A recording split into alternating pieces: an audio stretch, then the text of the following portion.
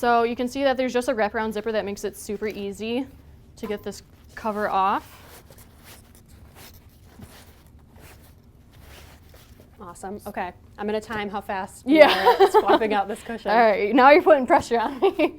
So just gonna take that same cover that Rachel has.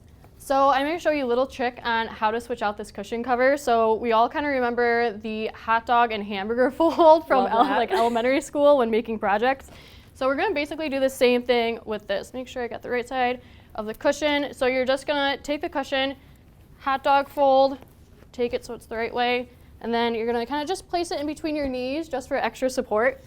Take your cover, and then just easily slide it right on. Super easy. You made that look effortless. Thank you. I'll take that as a compliment.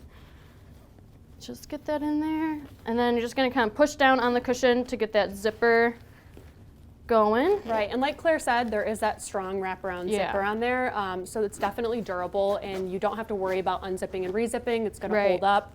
I was actually on a photo shoot with the cushions this summer, and I think I did those zippers like 300 times. So you're a pro at it. Exactly.